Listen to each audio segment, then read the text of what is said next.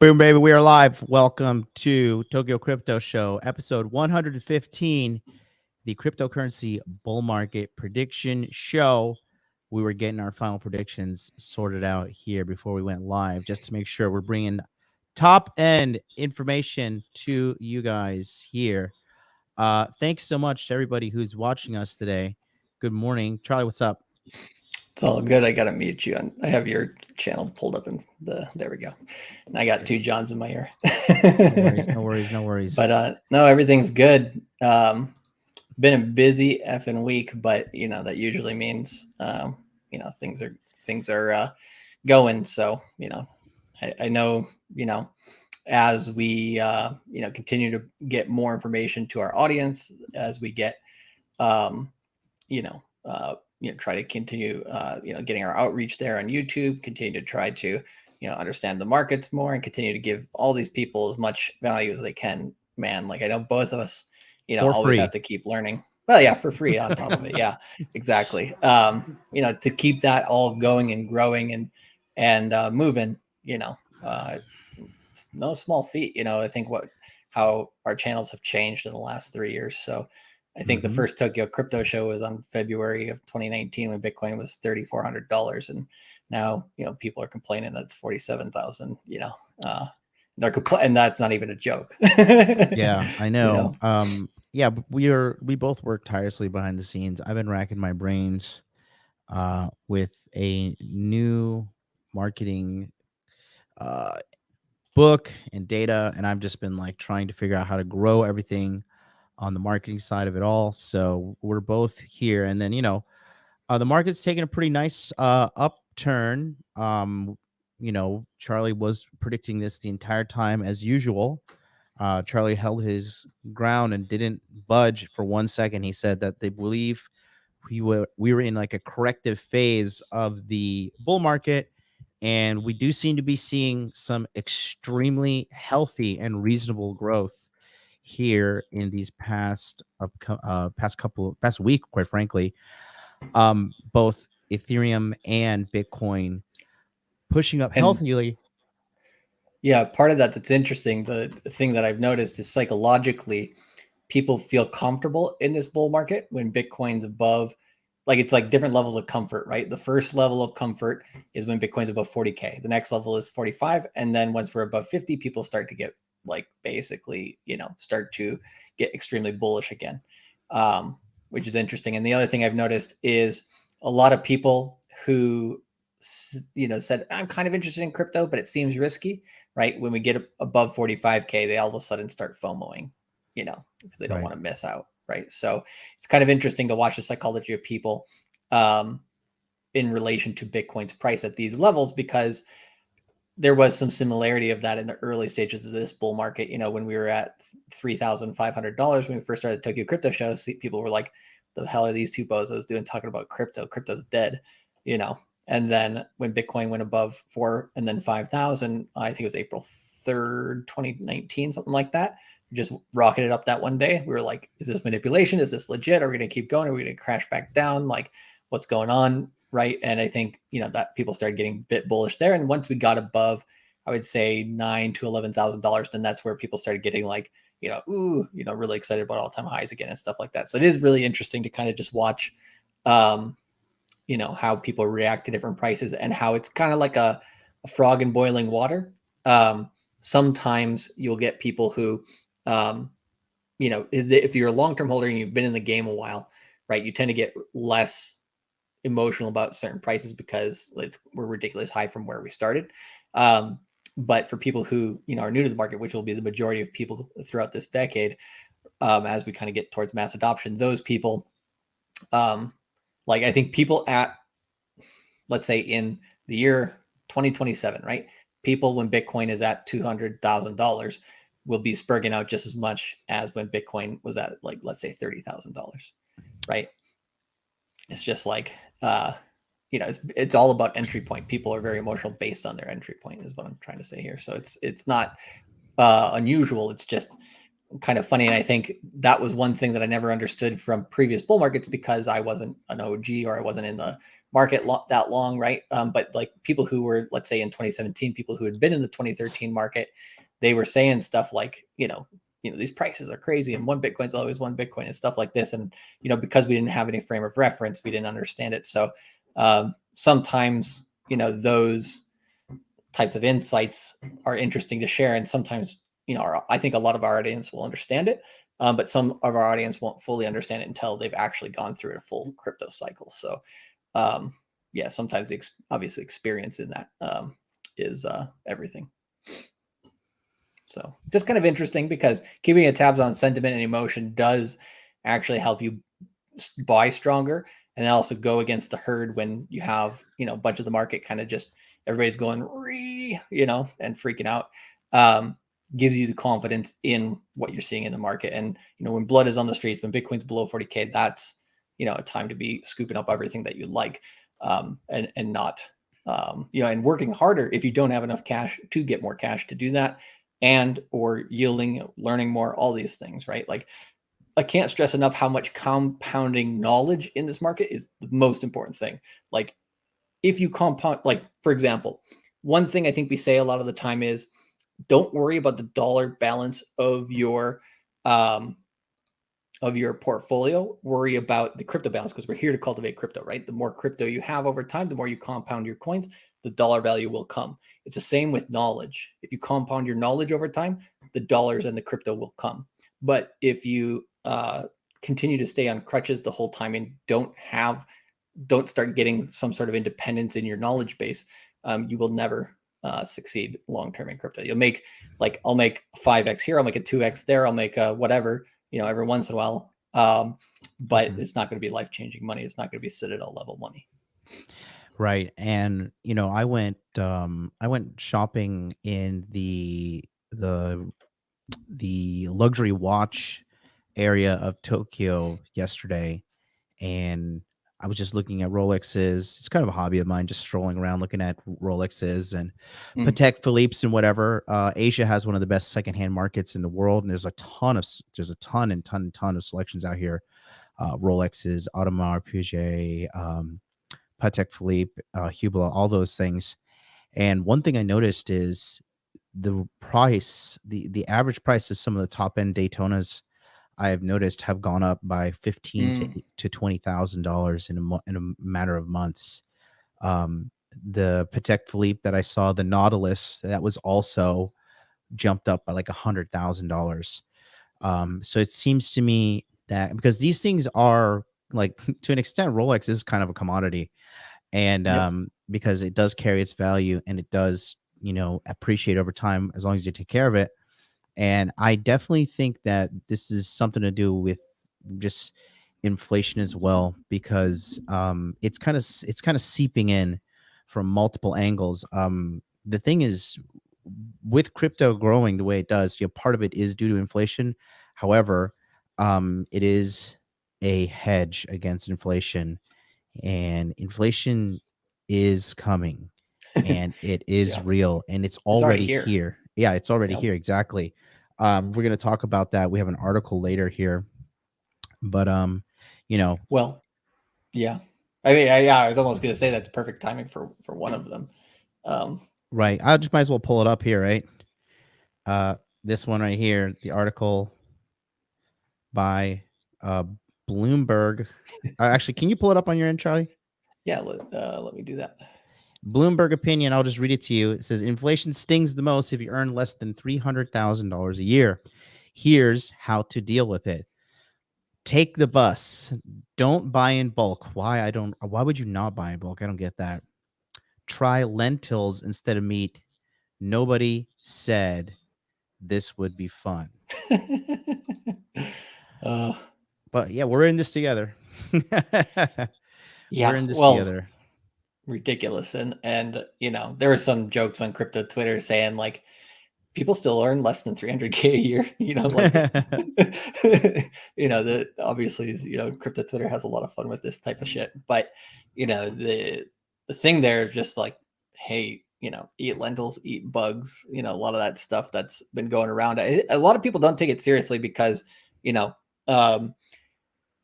having excess credit availability allows people to live above their means, Yep. all the time. But it might not last forever. Yeah. Everything is kind of slowly creeping in on us, and if we don't pay attention to it, you're gonna. I mean, this is a time right now where you should be paying attention as a man, as an individual, because this is happening. Like I said, from January we had like a little depression. January, February, going down, down, down. We're getting a little bit more steam back in our sales. I was also thinking, excuse me. I was also thinking, like, perhaps the whales at the top are prepping the market for everybody who is about to get their tax return, because people who get money back from the government on a long enough distribution are pretty dumb. And so, that's it is what it is. No offense to you guys out there who are watching us. We all been there when we were being happy about getting our tax money back. But that being said, it could be that they're going to pump the markets again. Who knows? But we do know that this is pretty much the last hurrah for this bull market. And what you just tasted in January, December, and February is just a taste of like the really kind of dry times that will be coming if we do enter an extended bear market. Correct. Because that's reality, and most likely going to happen there. So we're just telling you here, how to set up your life to be ready for that, because the sun ain't going to shine forever. Yeah. Well, and one of the things that I was saying on Moon Gang on Sunday was, we're not just teaching people how to get rich, right? How to make some quick money, how to make that 2x, 5x, tomorrow or the next day. I mean, with Rune here, anybody who's, part of Rune Gang has already made a 2 to 3x within the month of March on whatever capital they put into that play that I talked about on my show on March 2nd. And so that is part of what we do, right? It's not, obviously it's one of the most fun parts, right? But that's the entertainment in the short term, right? Long term, it's self-sovereignty, right? Living where you would like to live, doing what you would like to do, not, being a slave to the corporate system, not being a slave to your government. Not that you necessarily hate your government or hate your country or anything like that. You don't have to. But having the ability to pick up and have your life wherever the nomad capitalist says wherever you're treated best, right? It's a tagline, but it's a good one, because that's what people need in this digital age, right? And I think being a digital nomad, being a financial nomad, in terms of, not that you always want to be traveling, but if you need to, right? If you need to basically be flexible with your life in order to have the best life possible, right? That's what we're talking about, right? On all of our shows. That's what we're geared towards. Like, that's what the purpose of everything is basically just freedom. And I think people lose sight of that because they focus so much on portfolio. I tell a lot of people, right? Don't look at your P&L on a daily basis, right? You can maybe look at that on a quarterly basis or a 6-month basis, but you'll absolutely go insane if you just continue to focus on the dollar value fluctuating. Like, I've heard some tax guys say before, like, how do you sleep at night when your portfolio value is fluctuating? And the answer is, I know crypto is going to go up more than it's going to go down, right? So how do you sleep at night having zero crypto is the question that I have. So I think people lose sight of their long-term goals when the short term, there's going to be a lot of volatility along the way, and there's going to be a lot of challenges along the way, and you're going to make all the mistakes in the book. But the key part of it is to make those mistakes less harshly than you would otherwise if you're doing it all by your lonesome, right? So, because at the end of the day, you do need the self-responsibility to press that button, to press the green or red button, and all that jazz. Yeah, because if your goal is freedom and self-sovereignty, and you can't take your own personal responsibility on what you do with your portfolio, and do your own research on some things, the goal of us, of what we do here, is to give you the tools to be able to do that research. But I think there's a lot of people who just, like to be handheld and hand fed. And that's why there's a lot of people in society who just want UBI. They just want to get paid out by their government. And, you know, I guess the majority of people don't want true freedom, is what it seems like to me. But, for those that do, that's why we do this. Mm-hmm. And, for you guys that are just a guy that's just trying to get ahead, just being competent in cryptocurrency alone can open a whole new revenue stream for you, because the average person truly is incompetent. It's a blue ocean too, because we don't run any organic. We don't run anything that's non-organic. We run no ads. We have no paid advertisement. Everything we do is word of mouth, a digital footprint, and both of our channels are being throttled by YouTube.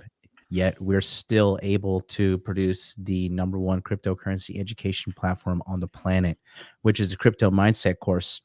So in addition to that, the amount of people that we're onboarding is very, very, very small compared to the actual demand that's out there.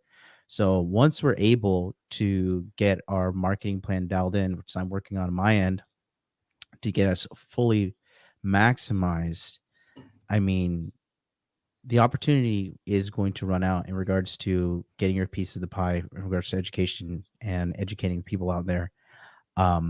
Also, like I said, there is going to be a time where Bitcoin and Ethereum is pretty unattainable. Ethereum's still within reach of the average person, but if you think Ethereum's not going to go to $10,000, you've lost your mind. Ethereum is just a couple years behind Bitcoin. Bitcoin already is pretty unattainable to the average person. To have one Bitcoin is like a massive flex. And so this market is going to keep growing. It's going to keep maturing. Your feelings have nothing to do with it. And, you're, quite frankly, you're betting against human nature. And that's a losing bet. So that's why we're staying steady. Sometimes it's not sexy, our shows. Sometimes they're not that entertaining. Last week we had a bunch of fucking technical errors, but we still stick it through. And that's the difference between people who make it happen and get it done and live the big life that you guys want to live, and those who don't. If you're constantly emotional and selling and not doing long-term hold strategies and whatever, you're a grown adult. Push the green button, push the red button, do whatever you want. But if you don't have a plan that is rooted in logic, you're not going to make money. I have a friend of mine. He told me he's like, well, I just look at the charts and I kind of feel the market and then I make my trade. I was like, does he also trade moon phases? I'm joking. I like him as a person, so I didn't say anything. But I was like, that's okay. I'm like, I wouldn't do that if I were you. He's like, no, trust me. I'm like, I don't, but okay. Let me read these super chats real quick. Jacob Knox, MLD, you are the only one I haven't kicked any money to yet. Thanks for all you guys do. The information is invaluable. You sent that super chat to Charlie's channel, but that's okay. I'll give you the $10 tomorrow. Yeah, pay me in Bitcoin. Tap $220 super chats if you want financial freedom to get the knowledge and head start you deserve by joining Q2 Crypto Mindset Course. Take your financial freedom out of the hand of the World Economic Forum and into your hand. That's right. Screw Lagarde. BJ Tucker, $5 super chat. Rune Gang Woo. Thanks for the freemium, Charlie. You'll just get it back in course. LOL. BJ Tucker, great guy. DMs me pretty much every day, and I love reading his DMs. So yeah, somebody says, John, you're mumbling. I don't think I'm mumbling. I think you're just chill. Yeah, no, I think people are you get that loudspeaker going and wake some people up. I went to the gym early this morning on an empty stomach, so I've been studying all day too, so I'm cruise control right now. But yeah, so we're going to talk a little bit about the bull market predictions we have moving forward. We still are in a bull market. It is a corrective phase of the bull market against popular opinion. And I'll just say this, right? Here's the deal. Okay. Charlie is giving uncommon advice because he's not the common guy, because the common guy is shilling crypto gambling sites and following crypto Twitter and being emotionally up and down and letting, fear and emotions control him. And Charlie has been literally like staring at charts like for days on end in his house, and he's analyzing this market. Charlie lives and breathes crypto, guys. And that's the reason why the Crypto Mindset Course has been making millions of dollars for people. It's not because Charlie's following with the crowd. He's blazing his own trail. And you all know here that the results he's gotten you. And that's what we're talking about. So, when you're in the 1% like us, 99% of people out there, they're going to be looking like they're doing the wrong thing. And there's literally a 99% chance they are. So you guys got to really factor that in right there. And you got to do that at first, right? You gotta learn by trial and error. You're not going to be perfect from the get-go. And one of the things I tell people in the Crypto Mindset course, shout out to Bob Lucas and guys like him who've been in the markets, for 20, 30, 40 years, right? One of the phrases that I heard, one of the best pieces of information that I heard in the last bull market, right, was your first 1 year in trading of any asset class, right? Or investing. Investing is just longer term trading, right? In any asset class, you're going to think you know nothing, and that's going to be true. Year 2 to 3, maybe even 2 to 5, somewhere in there, you're going to think you are God and you know everything, right? And you're going to, rack up some good gains, and then maybe on one really really bad decision, you might tank your portfolio, right? And then the other part of that equation is after year 5, at least, hopefully sooner if you're smart about it, you'll then realize that you still know nothing. And the Japanese word kaizen, which just means continuous improvement, is absolutely important to obviously any skill that you're trying to do in life. But when you're trying to build a portfolio and stuff, in crypto, and this is a new emerging asset class that is growing exponentially, so it's going extremely quick, and the information just has to be jumped on immediately. You got to be continuously improving, and this is during the bear periods as well. So if you're not continuously studying, continuously learning, right, compounding that knowledge, you're not going to get the compounding of crypto, and then therefore not the compounding of dollars, right? So first comes knowledge and being humble about the market and continuing to learn, and then second is getting that crypto, and then the end is getting that dollar, right? And the dollar is going to become more and more worthless over time. So that's why cultivating that crypto and getting that crypto is going to be so important. Yeah, it is pretty wild to see the dollar kind of get eroded away. Yeah. But I mean, it was kind of inevitable. Uh, to talk a little bit about the sanctions against Russia, I think like the thing is with the United States government, um, it was under the Clinton administration that we really shot ourselves in the foot by hollowing out our manufacturer base in America. Almost nothing is made in America anymore. Like everything is made in China. So if China wants to start swinging their dick around, we can't sanction it. We can't do anything because they're gonna be like, oh, well, we make pretty much everything that you own. And like there's like people think like, oh, it's made in China, it's a piece of garbage. Yeah, really? Yeah, like your iPhone, which works all the time, right? Says, it's pretentious pricks in California to say designed in California, but made in China, right? Yeah. Well, and also there's a good amount of slave labor that goes into that, and they say that's not cool, and then they basically still take advantage of that through Oh, but capitalism. we all know these corporations are full of fucking shit. For sure. But the point I'm trying to make is that we are truly entering an age that the only thing really holding up the dollar right now is that it's literally the global reserve currency. If we were any other country, the amount of debt and the amount of money we're printing out right now, that's because in order to buy oil, everybody has to buy dollars. That's the only thing keeping the Ponzi alive. And I think people aren't realizing that we are having this global shift. not to get too political, but you're going to see Russia take Ukraine. Like, this is not, they are going to take Ukraine, and then you're going to see China take Taiwan. And this is kind of a shift of the global superpowers. America is not going to be at the top anymore, and the dollar is going to take a hit because of that as well.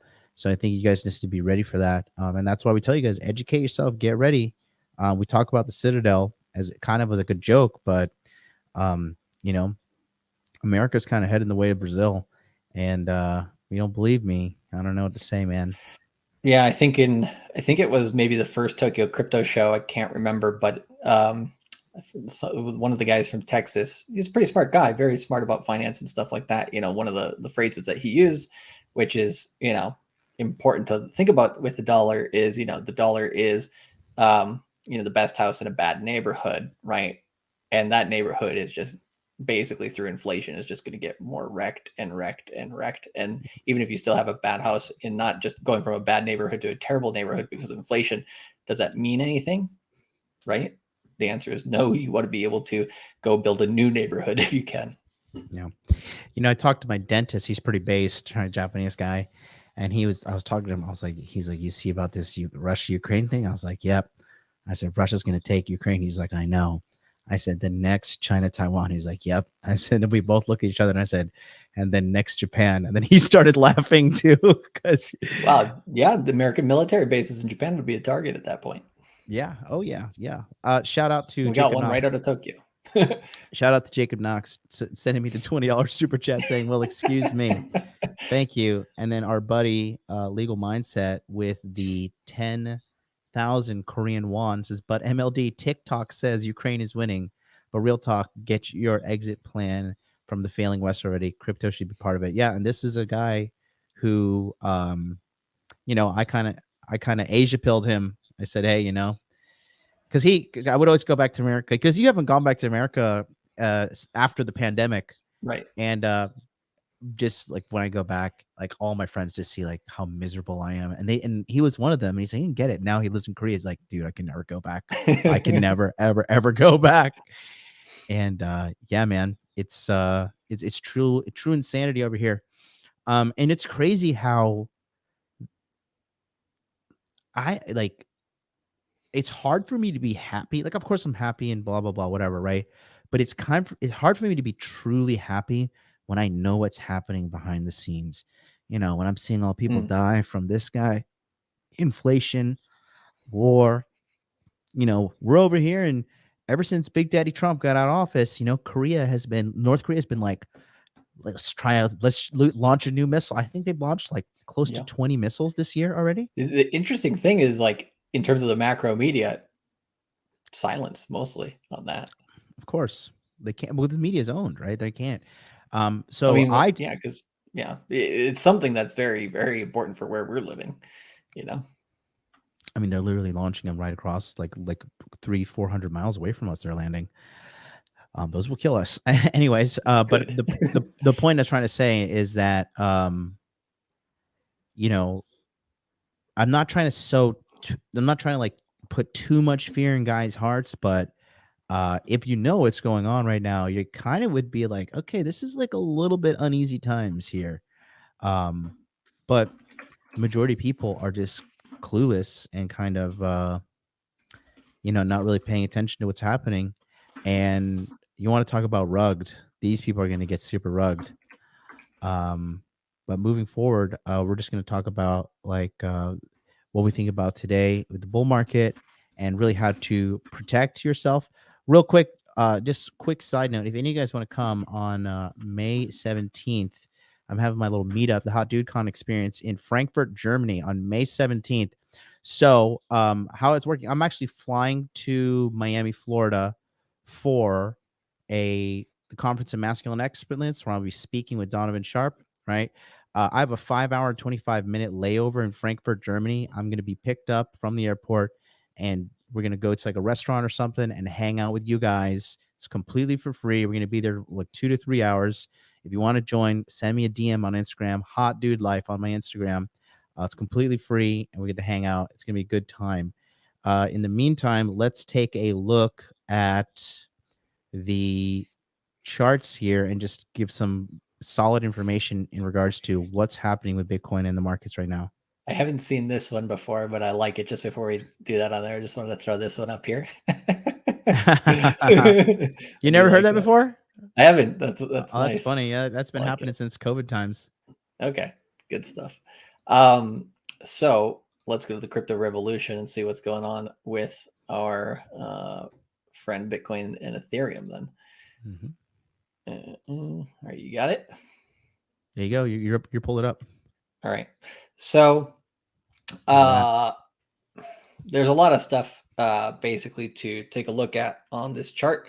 But right now, I would say when we look at this move to the upside, right? We broke this channel, which was basically the downtrend, right? We're downtrending here from the peak at $69,000 on November 10th, right? Down to the bottom of $33,000 on January 24th. And then after we started kind of coming up here and we broke that trend and tested it once, right? You had that dead cat. A dead cat bounces when you bounce multiple times on that trend line and then just fall down, right? This one, we had one retest of that trend line, and then we've taken off to the upside. And we did break this 46K mark, right? Which was one of the lines in the sand for the price to become bullish. And right now, what the price is trying to do, right, is you can see this cluster of price here. And on the bottom end of this cluster, right, you can see a support area around $46,000, right? That's where Bitcoin's price is trying to hold right now. But in terms of short-term resistance here on the daily chart, right, we have this 200-day moving average. That's resistance right now. So Bitcoin's kind of, not between a rock and a hard place exactly, but kind of in that zone right now. It's like, okay, I'm going to wait and see to decide, what I want to do here. Do I want to break up a little bit more? Do I want to come back and test these moving averages? That's what we're looking at. So most importantly, I would say if you bring a line here across the bodies of these candles, you can see that's basically in line with the bottom of where this big candle move happened, which I think was on Saturday or Sunday. So if we pull that across there, that's the line in the sand right now that we want to see hold, right? So if we come down and test, 46K or so down in that area, as long as we're holding above roughly about $45,000, in this case, about 44,461 or 44,500, right? That area around there, right? If we hold that area for Bitcoin, the longer that holds, the more likely it is that we break above this 200-day moving average. So in the short term, that's what we're looking for to hold up. In terms of time, there's a couple ways you can look at it, but my preferred method or way right now is seeing the cycle ended abruptly and shortly here on day 42 of the last 60-day cycle. So 60 days is the average, the net average of cycles over time. In terms of from 2017 until now, the average I think is like 58 and a half days per cycle. But this one was an abnormally short one, which is actually a bullish sign where we have higher lows throughout a negative cycle, which should be negative because the high was before day 30, before the midpoint. That's bullish, and that's brought us above here.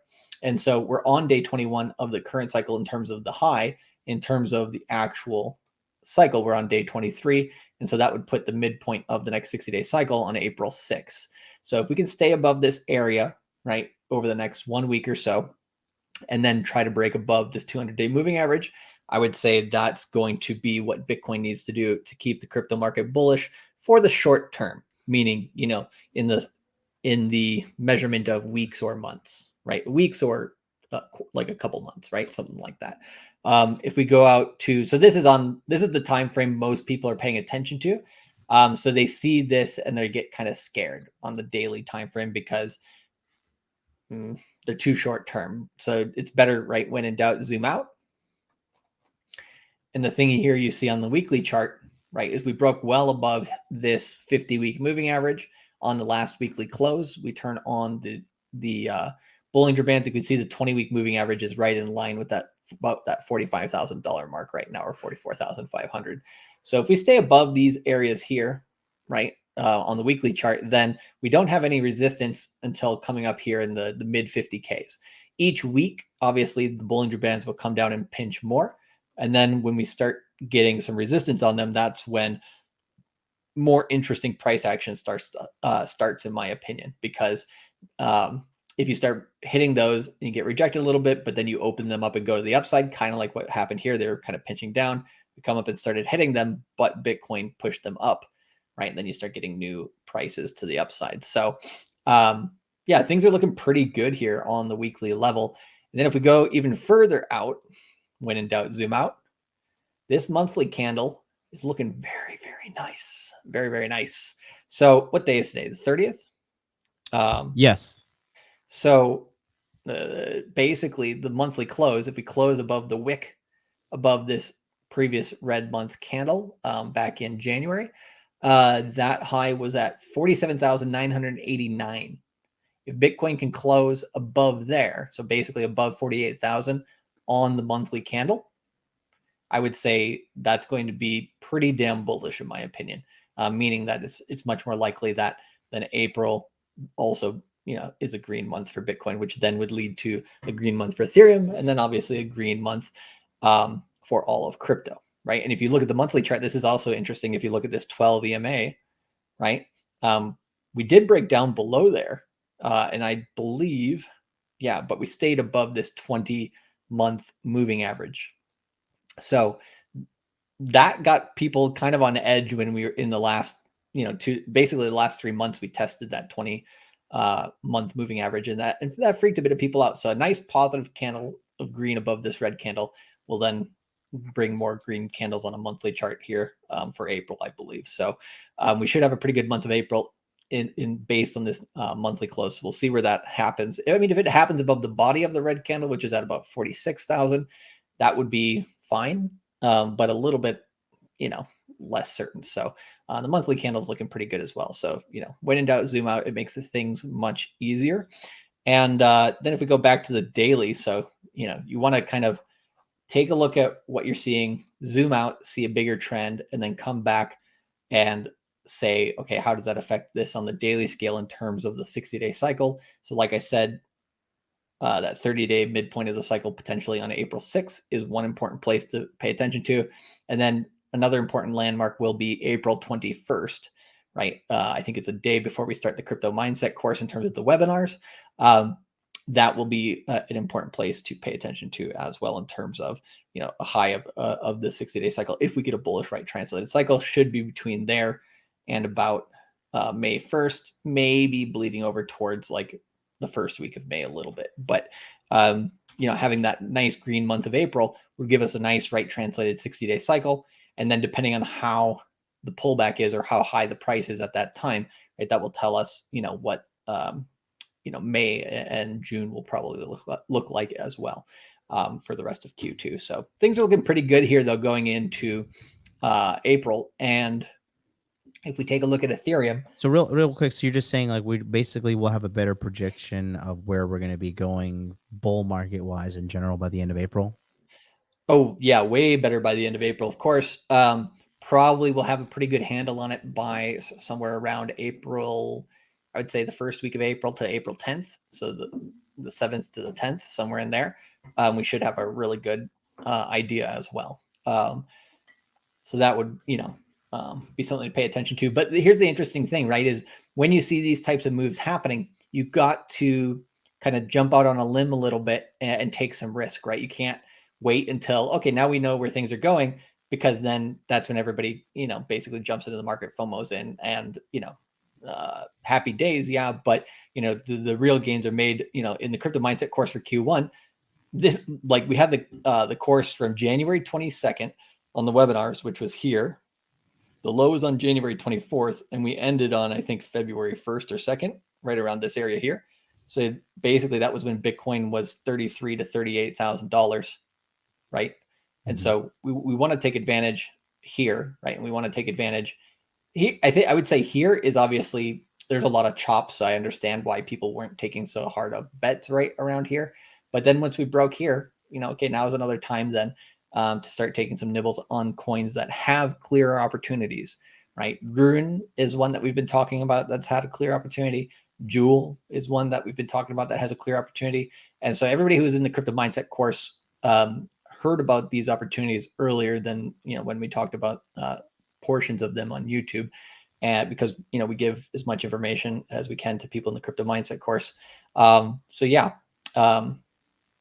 around April 6th to 10th, we should know a lot more. And that's why we chose the Crypto Mindset course enrollment period from the 15th to the 19th for this coming quarter in Q2, because then we'll have a lot better way to look at your decision making for quarter two. So if you want to get in the Crypto Mindset course, come over to cryptomindsetcourse.com, put in your best email address in here, and then if you come down to the bottom here, you'll see that we start on April 15th in terms of enrollment. So if you put your email in here, you'll be on the whitelist and you'll be able to get into the course as soon as it's available on April 15th. Of course, for everybody on MLD's channel, we'll be doing a stream on MLD's channel as well early in the day on April 15th. So be sure to wait for that as well. And then on April 22nd or April 19th, right, it will close. So you won't be able to get in if you didn't get in early.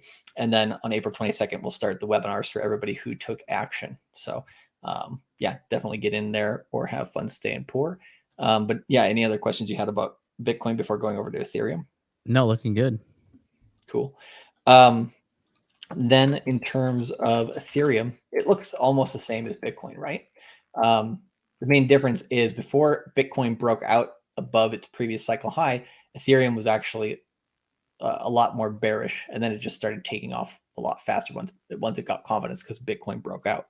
So if we take a look at Ethereum on a weekly chart as well, because it's going to follow Bitcoin until there's enough confidence in the market that it starts to outpace Bitcoin. But like Bitcoin, it's above its 50-week moving average. If you turn on the Bollinger Bands, not as much pinch. So Ethereum has, it seems, let's see here, in terms of percentage, 35% up move until solid hard resistance on the weekly. And for Bitcoin, yeah, about 22%. So Ethereum, when in doubt, buy ETH, right, is the motto of this bull market, because ETH will outpace Bitcoin. So ETH obviously has a lot more upside here in terms of less until it hits resistance or that stronger resistance area. So that's interesting to watch. And then if we go to the monthly chart, right, Ethereum would have a lot more work to do in order to kind of engulf this previous red candle that it would need to get above in order to get like uber bullish. So the fact that Bitcoin, right, is kind of leading on a monthly scale is kind of interesting because it takes Bitcoin, a good chunk of time to be bullish before Ethereum really starts taking the reins in this market. So, but yeah, just generally speaking, in terms of timing, it's the same thing for Ethereum. But yeah, I would say if Ethereum gets above $4,000 again, that's where we start reassessing, kind of what's happening on Ethereum. Looking good. What do you think? You think we're gonna do because we're kind of further into the year now? Are you feeling like we're gonna do more of the extended cycles, or do you think we're gonna go into like a relative bear market because you got a little bit more data at this point? So let's start into a couple predictions then, right? So my main prediction, so like you said at the beginning of the show, right? I was talking about we're in a consolidated bull market, right? We're consolidation phase of a bull market, meaning, right? Yes, we have been in a downtrend since Bitcoin hit its all-time highs because we're not at all-time highs right now, but it doesn't mean we're in a bear market, right? It just means we're in a consolidation phase. So I don't think we're going to go into an extended bear market. I do think we are in an extended bull market where we haven't gotten that final wave to the upside. And I do believe that Bitcoin will go well above 100,000 when we do. So my first prediction here on the downside, right, because I think there's a lot of people who are really worried about the downside. I can give caveats to this prediction, but this one is far enough away. I can say this with pretty good confidence. Is I think Bitcoin will not go below 28K for the rest of this bull market, and there's probably a 95% chance that we don't see Bitcoin below 28K ever again. So that's one prediction. If we're going to do actual predictions on the show, that's a prediction that I would say some people will be like, okay, But then some people will be like, no, we're going down to 20K, we're going to 10K. You can't Yeah. discount that possibility. The perma And bulls, yeah, though. I mean, excuse me, perma bears. The perma bears. I've been watching people been pessimistic shits this whole fucking bull market, and I quite frankly believe it's because they don't have enough money to invest. But dude, if threats of World War III hasn't sent Bitcoin below $28,000, I don't know, because it actually that's pumped it. yeah, I know. Well, there's there's the missile pump as well. Every time Kim Jong Un launches a missile, there's a pump, right? Um, what's up, Check that Edwin? out. But talking about getting down to 28K, I mean, right now the the the market cap is $900 billion.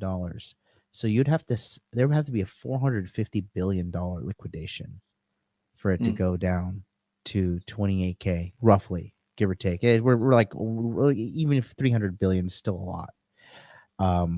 So looking at a 28K sub Bitcoin, it's not looking like that. I mean, everything's getting digital. More and more people are becoming aware of Bitcoin, not unaware. And more people are allowing onboarding for Bitcoin, not less and less. There are people out there that want to buy Bitcoin that don't even know they want to buy Bitcoin yet because they haven't been properly educated. yep. Once we're able to get the scaling going forward for the Crypto Mindset course and taking this to the next level, I mean, you guys think we're going to be sitting around doing organic campaigns forever? Both of us? No. Yeah.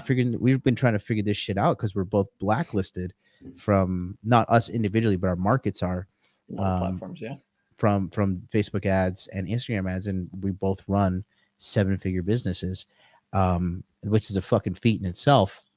That being said, once we are able to get these paid advertisement side down, I mean, more people are going to get educated, more people are going to buy crypto, more money's going to be in crypto, price is going to keep going up. So looking at a sub 28K Bitcoin, that's why it's so important that you have diamond hands. I have not Mm. sold anything during this market in a moment of fear or doubt. I've taken profits. I've took some hefty profits multiple times.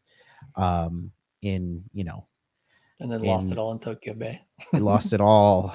I lost it all. I was gonna say I took it all in Mexican pesos or Korean won, some useless currency. and um but 5 million Korean won is like nothing. So like you can say I got 5 million profit in Korean won. But yeah, looking at a sub 28K Bitcoin is you're more delusional thinking that's going to happen than to think 100K Bitcoin is going to happen. So Correct. that's a good thing to be on your side. Just looking at it mathematically, because when you take your emotions out of it and you just actually run the numbers, like you just could go. It's pretty simple. Like all you need to do is when you're at home, right? You go to CoinMarketCap, right? And then you just click right there and you just look at the number. Okay, so right now the market cap is 891 billion. Okay, so we're closer to a trillion than we are to half a trillion. And just minus half of that, and then that'll get you half of this, so 23,000. So literally you'd have to liquidate $400 billion in Bitcoin in order for us to get down sub 28K. It's not going to happen. I mean, that's just like that would I don't even think there's enough liquidity for it to happen all at once. Will Smithenu is going to go to $1 before Bitcoin goes to 28K. I'm ready. Will Smith Inu up It was on 465%.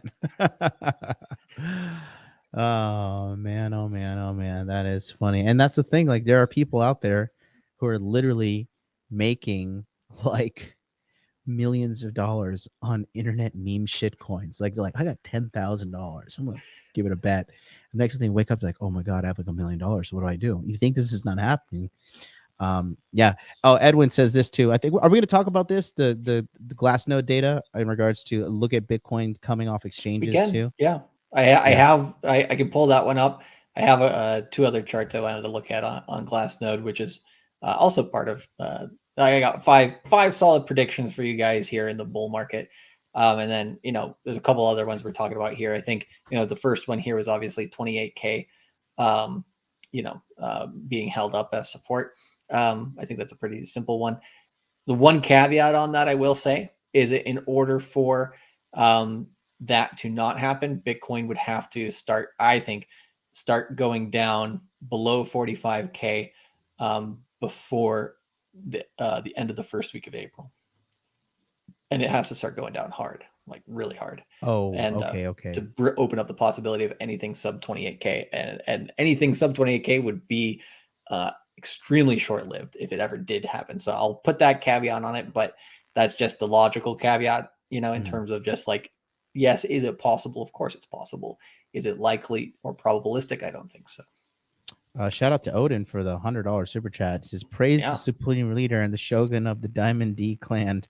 When's the tentative estimate for the end of the bull? Charlie? Good question, because that is also one of my predictions. There we go. Let's do it. So I won't, because like a lot of the time what I like to do on the channel for you guys is show the work, right? Show you guys exactly the logic behind the prediction, right? In this case, I'll just give you guys basically here's some information, right? So one of the things that I'm looking at right now basically is this bull market in terms of Bitcoin will last, it will straddle the end of 2022 into the beginning of 2023. Yeah. So that's something that's going to be interesting to watch towards the second half of this year. In terms of how long until the estimated end, that information keeps shifting based on when we get new data, right? So I would say, logically speaking, anybody who tries to predict stuff out like accurately longer than about 3 months out, like you can get a general sense, but specifically it's pretty damn hard in terms of specifics. It's like when you play those video games and like you have the little map and it's like clouded. You have to keep moving forward to kind of like uncloud the area, and you're not going to know what's like, 3 months, 4 months, 5 months down the road. But, as we push forward, we're going to have a better idea of what's going on. And like I said, we have for the crypto people who, the average person does get emotional, and that's why they watch us for guidance. Obviously we're not financial advice. We don't know what we're doing, but, getting dragged around by your emotions, not the way to be. It's the way to lose money. That's how the guys at the top make it. So, you have to look at what's happening around you. And like I said, too, I think the best thing that we could take away from the Tokyo Crypto Show is, when in doubt, zoom out. Literally look at it. Like, you really think Bitcoin's gonna be like, okay, yeah, we're just gonna start sucking now. Like Ethereum's just gonna, no. Well, and so, to kind of put a little bit more of a bow on this particular prediction, right, that Bitcoin's bull market will straddle, Bitcoin and the rest of the crypto bull market will straddle between 2022 and 2023. If I were to give a more specific dates on the possibilities, I would say between November 2022 to February, maybe even March 2023, somewhere within there, I think is highly possible, right, for the end of a potential bull market. Doesn't have to be, but something around there would make sense with the current data that we have. With the data that we had, let's say, like the last half of last year, it looked like a very strong possibility that the end of the bull market would happen here in this summer, right? But because we've been consolidating in this bull market for so long, that eating up of time basically extends the bull market. So if anybody out there is like, this bull market, is not extending, longer than previous bull markets, I think they haven't paid attention enough, basically. And we've been saying that for a couple of years here now. There's not too many people who have, right? So that's a second prediction there. I'll put that on Odin there. All right, good stuff. So moving on to prediction number 3, what do you got? So number 3, let's go to that Glassnode data that Edwin was talking about. Let me throw that up on the screen.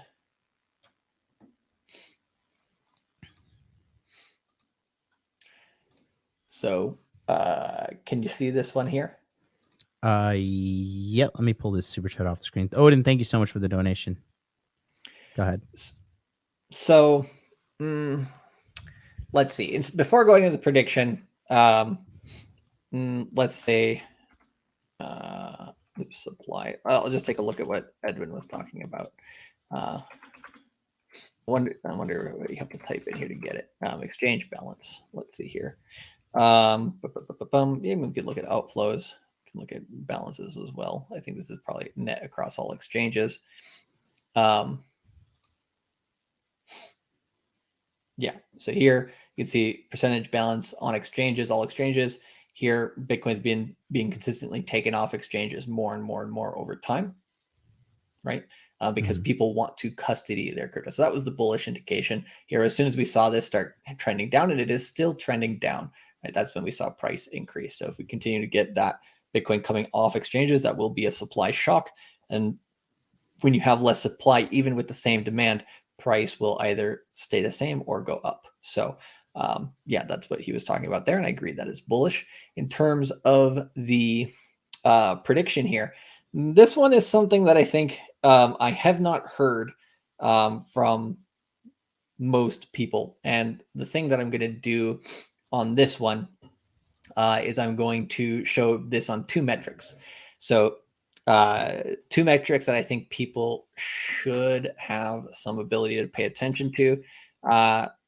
You have to, yeah, only people who have Glassnode subscriptions. So you have to pay attention to our channel here in Plan C on Twitter to get this data. But there's these two metrics here called MVRV, market value to realized ratio. And then there's this one here called NUPL, net unrealized profit loss. The prediction is that for the NUPL, you see here a couple patterns in terms of, if you look at this 0.75 line, right, that's when the majority of the market is in profit with their Bitcoin. And that tends to be, we tend to get peaks. If you see this gray line down here where the little gray dot is, that's the price of Bitcoin. So you see a peak down here back in 2011, right? A peak in terms of price. I'd have to zoom in much more to get it, but it's about 81 cents. And then another peak here for Bitcoin, right? Around 80 cents again.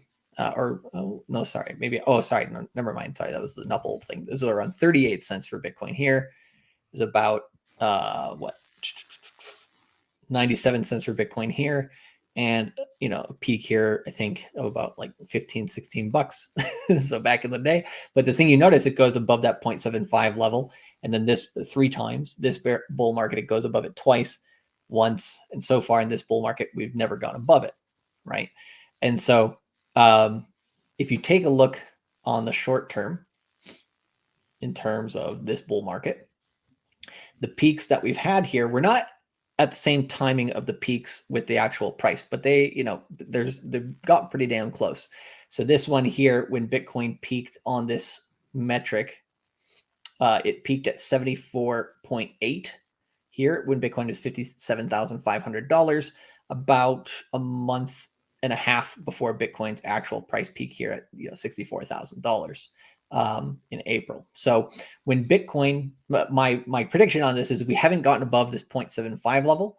And I think the highest we hit is like 0.747 or 6, something like that. So my prediction here is that we will get to that 0.75 level slightly higher than this previous number of 0.74, 5 or 6. We'll get slightly higher than that at the top of this bull market.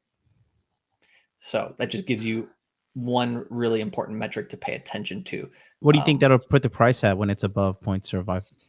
That is the $1 million question, ain't it? So, it's just undetermined right now. Nobody knows, obviously. So, but when Bitcoin does get to that area, it doesn't mean, okay, jump out of the entire market and take all your money out, right? Because obviously this happens. It can happen. This one happened here, right, at 0.65, right? And the peak was actually a couple weeks later. It happens close enough, not at the peak, but close enough to the peak. It should really tell you, hey, they're just screaming in your face, hey, take some profits, DCA out, or at least start your DCA out, when we get the NUPL that high, right? So it's just one metric to pay attention to. Another metric with a similar, it's somewhat related in terms of, how it is, but it's in terms of the number values is totally different, is this MVRV, market value to realized value ratio. You can see this one, the peaks decline. So what is this for the average viewer who doesn't know what this means? The market value to realized value ratio. Yep. So the way that it's calculated is the ratio between market cap and realized cap. So market cap, right, meaning that we got the regular market cap of all of crypto, right, or all of Bitcoin in this case, The versus market cap is just the total money currently in Bitcoin market, right? Which right now is like 900 trillion or 900 billion or 891 billion. Excuse me. Okay.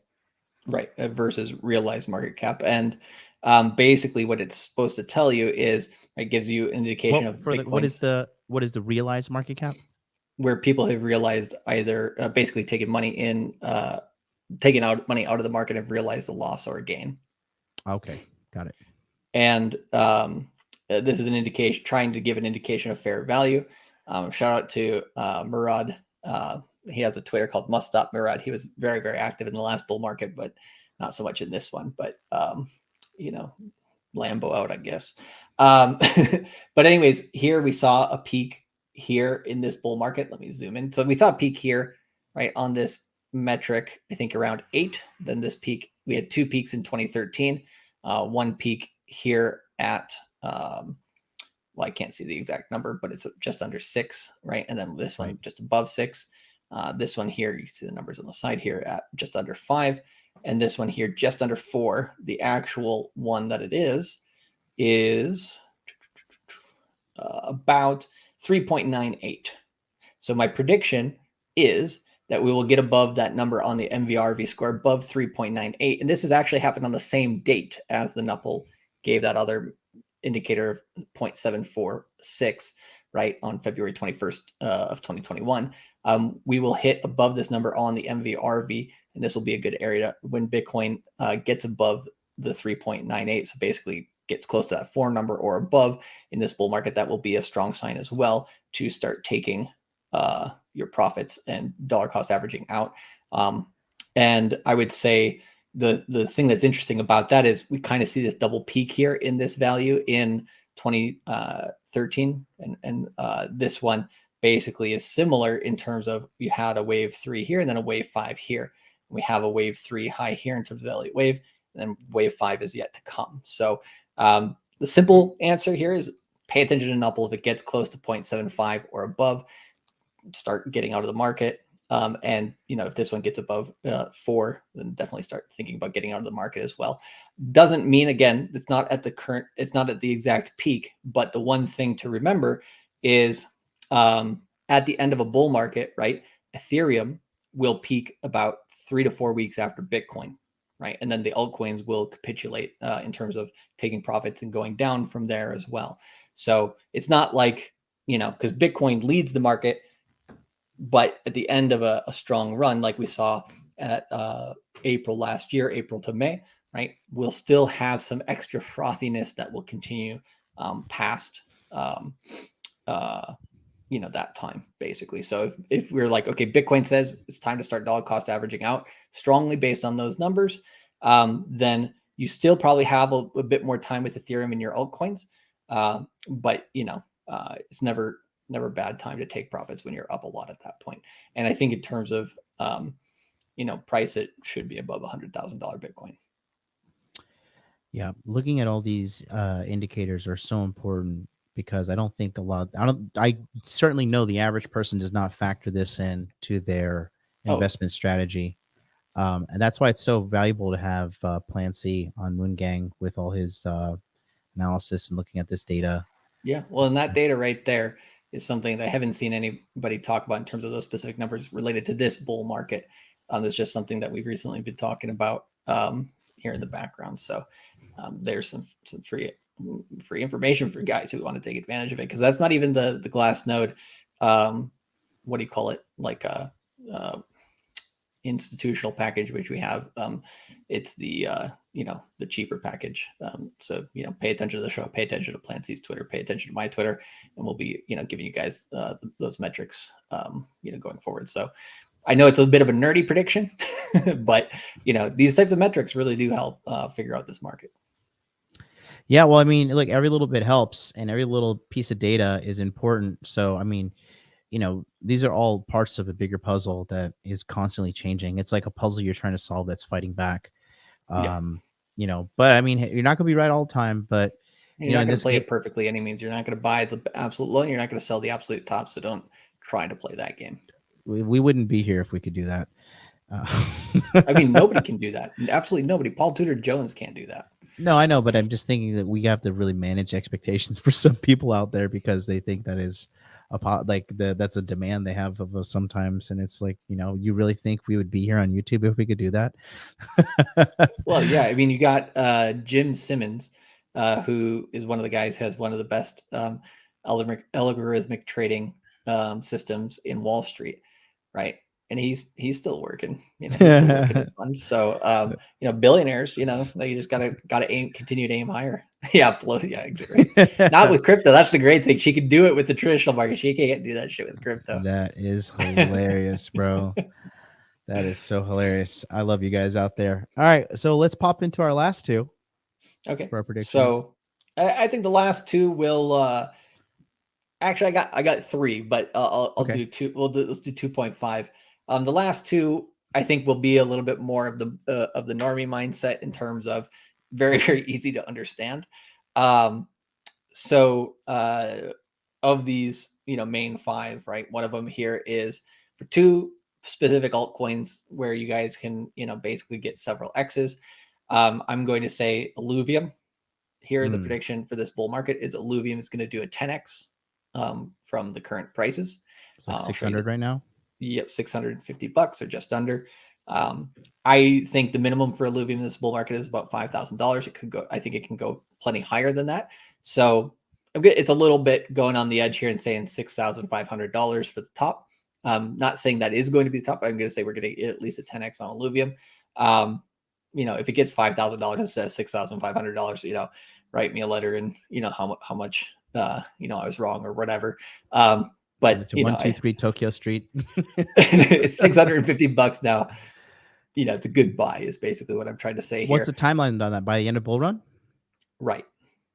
I'm all in. Yep.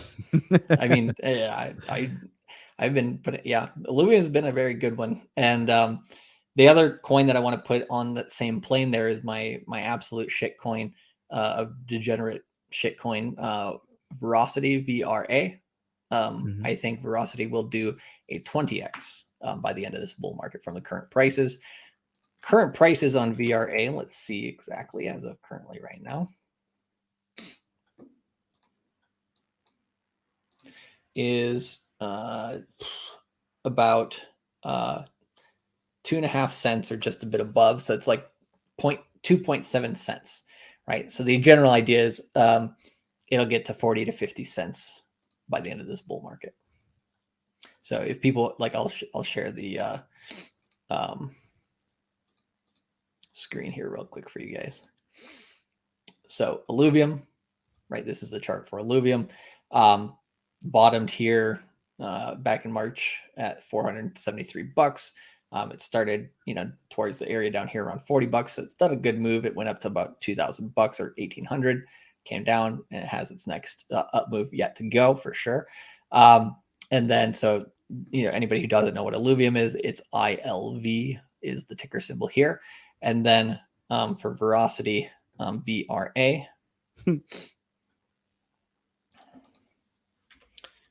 Basically, you can see where the price action has gone here. Veracity is essentially just a leveraged Bitcoin because it tends to move at the same time as Bitcoin. So timing wise, it's very similar. But the first move here from November of 2020 through April of 2020 did a 17,000% increase over that period of time.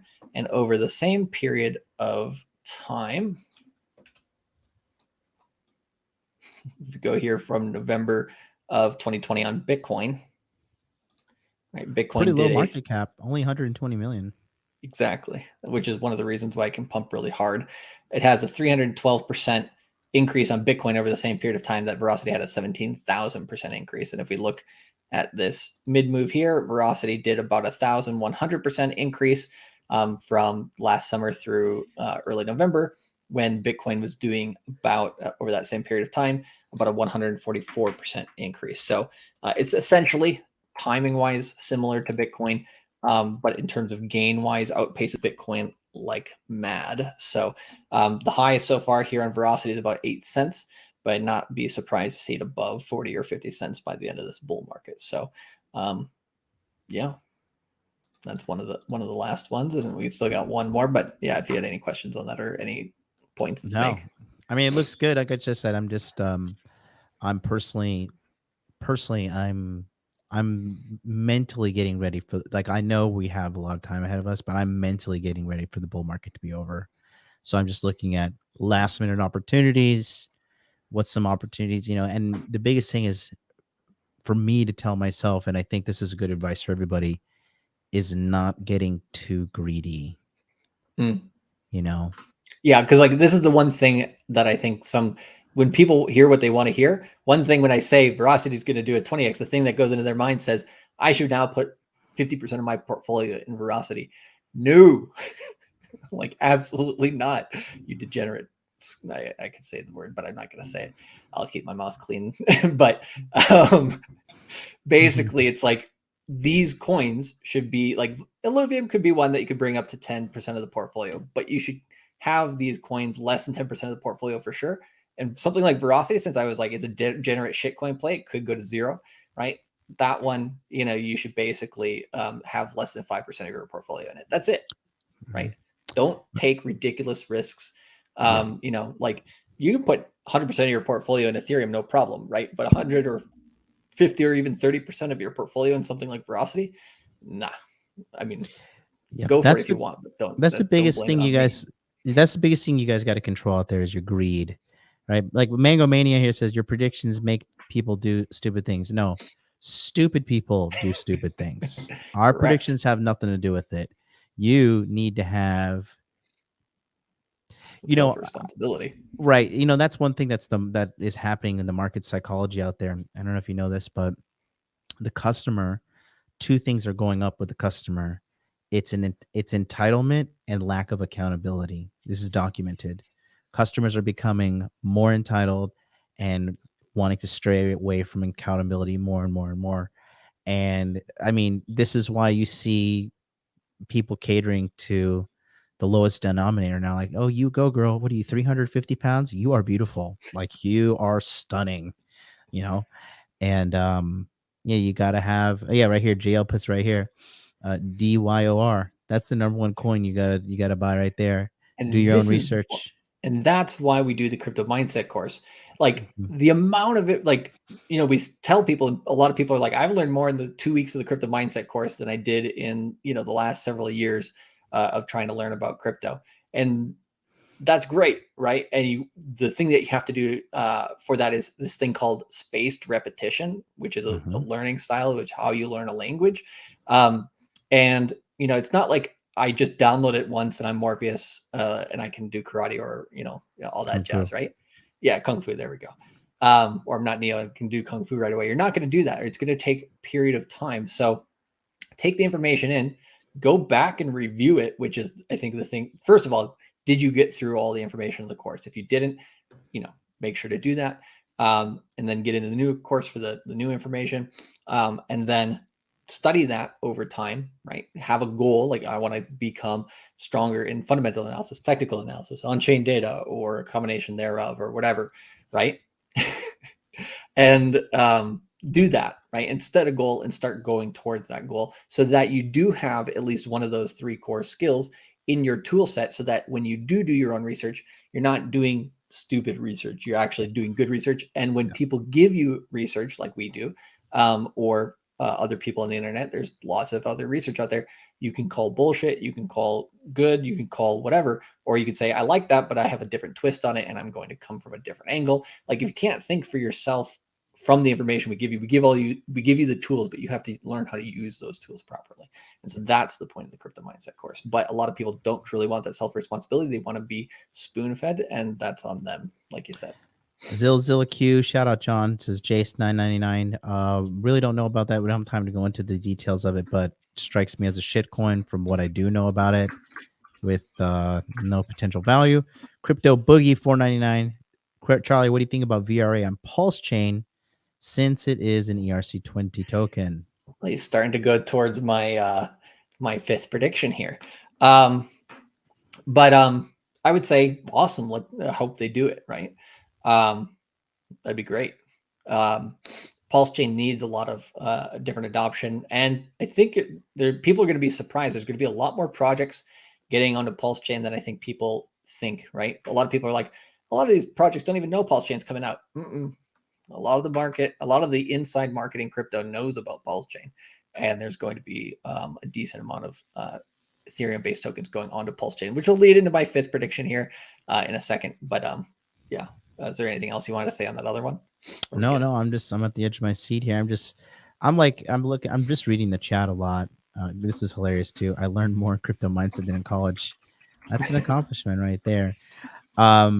Yeah, I mean the value's through the roof. The value's through the roof. I mean, it's just the course is so good. It's made people delusional with like what is real in the market and what is like. People are like, well, he made 33% gain. Like, well, yeah, exactly. So we gave you 33% free money. Like, oh man, go ahead. Let's go to the last one.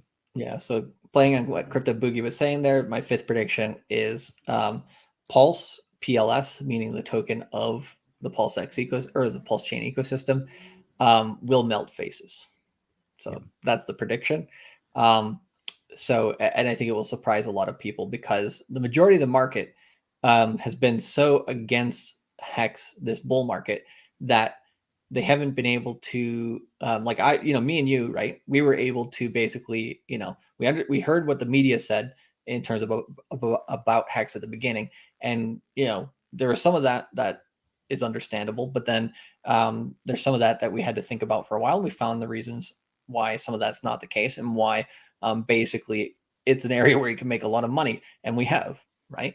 And so with Pulse Chain, it's the same thing. There's going to be so many people in the market who discount it simply because of the emotions they have towards its creator, that a lot of the market might FOMO into that towards the end of the market, possibly. So I think that's going to melt faces, and then all of a sudden, because anytime Hex gets mentioned on crypto Twitter, just get a bunch of ETH maxis saying why it's a scam, and then which is always fun to watch. And just the drama there is always hilarious. But I do think when Pulse Chain starts melting faces, it's going to be very surprising for the macro crypto world, because they decided to willingly ignore a money making opportunity. Yeah, I mean, it's just it's ignorant. Like, obviously, I was pretty anti Hex when it first came out, and I was pretty vocal about the community being a bunch of idiots.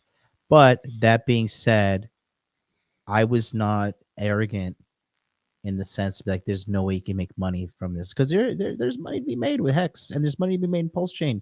You are literally incompetent if you think it's not possible. I mean, because one thing about Richard Hart is that guy is persistent, and that guy is driven, and despite people ridiculing him, he's still pushing forward, and that's why he's who he is, and that's why he's doing so well for himself. And you got to be impartial, and you can't be maxi about anything. Like, I was a Bitcoin maxi for a while, and then the bull market popped up around, and then I think it's safe to be an ETH maxi. I mean, I still think Ethereum's altcoin of the market for sure. Yeah, you want to be an ETH maxi. That's fine. It's fine to be a Bitcoin maxi too, right? But why can't you be an ETH maxi, a Bitcoin maxi? Is this real? Well, you made it to one of the promotional videos, so you may have made it into the final cut. It's possible. Uh-oh, someone's getting sued. Pay me in Ethereum, Richard. That's but funny. I mean, hey, it's part of the history. We can't go back and change history. It's it's like Captain Jack Sparrow's like, you're one of the worst pirates I've ever heard of. He's like, but you have heard of me. All the normies out there hating on me. You're not in the Hex film. I am. Bweezy Bird 499 super chat. The Bitcoin maxis got wrecked yesterday in a debate. Those people being the leading heads for normie mass adoption into crypto sucks for us. Yeah, we have a friend here in Tokyo who's like a uber Bitcoin maxi, but he's relatively he's a good guy, but he's wrong. Well, not in all aspects. So here's the thing: is I pull that one up from Breezy Bird one more time. I'm Yeah. going to agree, but slightly disagree with this. So, in terms of a lot of Bitcoin maxis getting wrecked in different debates, I'll say 100%. You know, I've even seen Peter Schiff do well against Bitcoin maxis sometimes. You know, so you know, it happens. I get it, but those people leading normies for mass adoption sucks for crypto. I would say not 100% because that's one of the ways that I got into crypto. I didn't buy Bitcoin first. I bought Ethereum first. Yep. But if it wasn't for a few particular Bitcoin maxis, Andreas Antonopoulos, who's not a full Bitcoin maxi, but and Max That's a bold Kaiser. statement. Well, he has a book about Ethereum, and he got trashed for writing why Ethereum's good too.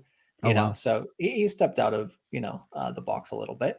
But Andreas Antonopoulos and Max Kaiser, no matter what you think about them, they give good information. Now, not all of their information is good. You do have to filter it, right? So there was us. I mean, Right, you know, it's the same thing with everybody. It's humanity. And so I think being a maxi on anything is not good. You should be coin agnostic, but take the bits of information that are good and leave the rest, you know, because people, when they do get very cultish in crypto, they tend to get very tribalistic in certain coins. And if you can ride above that and see the clear view above everything else, that's where you're going to win, because you can be an amoeba and you can shift over to different parts of the crypto space and make as much money where the money is to be made. We've got to come up with the next course, Amoeba Mindset. I still got one more prediction for you at the end. I could feel the Telegram stamps coming now of the Amoeba MLD. I will say that in regards to our buddy, you know, yeah, he is. I think he's a little too much of a Bitcoin maxi. I think he makes good points, right? But you know, he calls the alt game. He calls the altcoin market the casino. He's like, you guys playing in the casino. I'm like, no. And that's where I disagree with Max Kaiser as well. Like Max Kaiser is like, altcoins or shitcoins are for idiots, and I'm like, no, you Max know, Kaiser, I know you're an idiot. Max Kaiser is great. Like he's smart in so many things, but he's a guy who runs to the beat of his own drum. I respect that, right? Right. Yeah. Fair play.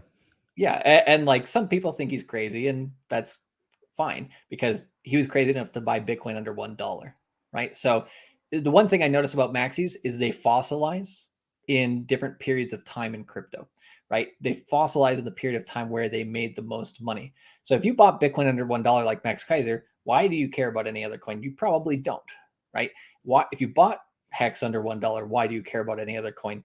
You probably don't, right? If you bought, you know, Veracity under $1. No, just as an example, I don't think there's going to be that many Veracity maxes out there in the future, but just generally speaking, you're going to get fossilized in that period because you made a lot of money there. Now, Right. if you're happy with $1 million or $10 million, cool. Stop the game, go to your island and sip tequila or pina coladas for as long as you want, whatever, right? Or you can go for 100 million, right? And you could go into other ecosystems and learn about other coins that are up and coming as well. So I say, you know, shoot for the stars, and you'll at least end up on the moon.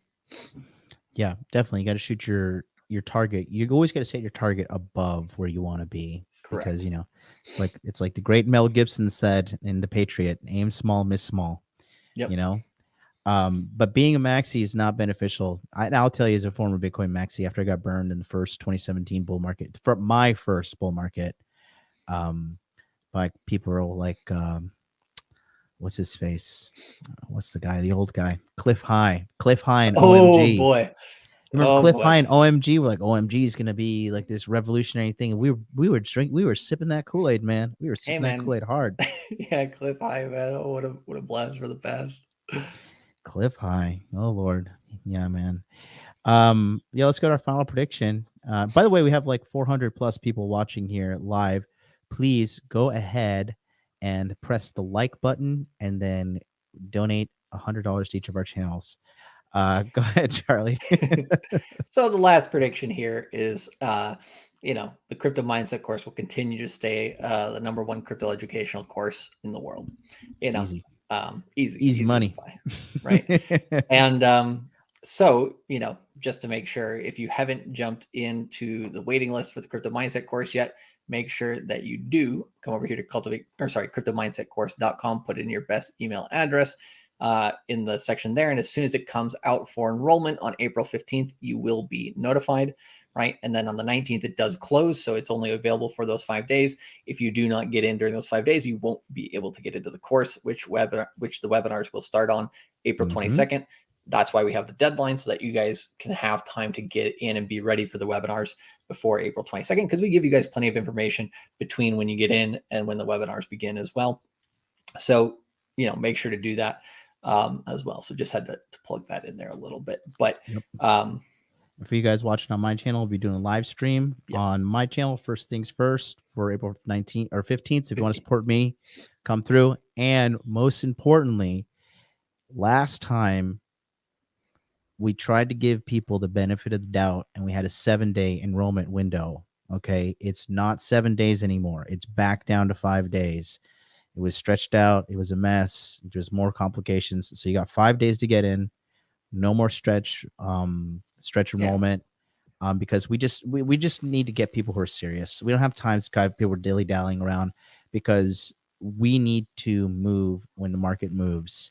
And this is time. Like, you think it's a coincidence that every time the Crypto Mindset course enrollment comes out, there's like a pump after? You think Charlie doesn't sit there and stare at his screen till his eyes bleed and like figure this stuff out? And Miguel and him, Miguel goes to sleep average like 4 a.m., 5 a.m. in the morning, guys. Like, these guys are working hard behind the scenes. I am too as well. Doing all the things necessary to put this whole course together and bring it to you guys, bring it to people like Robert Kiyosaki. Okay.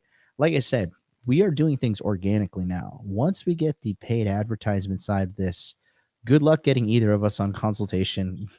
Good luck. I mean, we'll probably have to do the show eventually, but I mean, I like doing the show. I like the show too. It's fun. There's going to be, over time, right? Nothing lasts forever. Things will be changed up, but I love the Moon Gang for life. So we'll make sure to, be here for that. But yeah, it's not going to be in the same fashion. So Ron Pags, $10 super chat, says, will the course give some theory on how coins are created and generated? What actually gives them their base values? Where would I go to get that information? Where would I go to get that info in preparation for the course? So we have 5 pre-recorded webinars that are included in the Crypto Mindset course that will cover that. And that's pretty baseline information. But yeah, we will cover the fundamentals of a coin. The Crypto Mindset webinars average a minimum of 4 hours per webinar. So we go into extreme detail. We were talking about Illuvium. We were talking about, Charlie's talking about Kusama publicly for free before, it was even at the monumental heights that it is now. I told people to be buying that between $15 to $50. Mm-hmm. And now that I remember it was 9. Yeah, exactly. I started talking about it when it was 7, and it's down, at $150, right? But yeah, to also add a little other answer to that question, yeah, we each quarter we talk about different groups of coins in terms of what's happening in the market. If you want, some information on that, on the coins we talk about, like, yeah, we're happy to give all that information on fundamental analysis in the course, of course. Yep. So that's what we got going up for us. That's going to do it for us this week here on the Tokyo Crypto Show. Be sure to check out Charlie. Go ahead. One last thing I wanted to say is any jewelers out there, if I say that, you know who you are. Basically looking at DeFi Kingdoms and Jewel. In about 2 minutes, I believe is the timeline, you'll be able to start basically porting over to Crystal Veil. So if you want more information on that, what that means and all that jazz, go over to Dollar Cost Crypto on YouTube and watch his most recent video. If you're in the course, go back and watch the most recent Flash webinar, which is in much more detail. And pay attention to what's happening there. If you're not in the Jewel ecosystem right now, that's a different story. It's, probably not as relevant for you, but the jewelers out there, it's time to pay attention over the next, I would say, 8 to 10 or 12 hours. So get on it. And if you're in the Crypto Mindset course, get into the Telegram chat. There's going to be a lot of chatter about that over the next 8 hours. Looks like somebody are saying it's actually in 62 minutes and 12 p.m. Eastern. Oh, okay. So it's 12 p.m. Eastern. Yeah. So I was off by an hour. No worries. Thanks to the chat for helping us out here. We'll be back tomorrow, 8 a.m. Eastern Standard Time on Charlie's channel, Cultivate Crypto, and then my channel, Modern Life Dating, tomorrow, 9 a.m. Eastern Standard Time. It's going to be a good episode tomorrow. I'm going to be talking about the trap of the single life that most modern women are falling into and can't escape. You want to go long on cat food. But until then, boys, we'll see you next time. Peace out.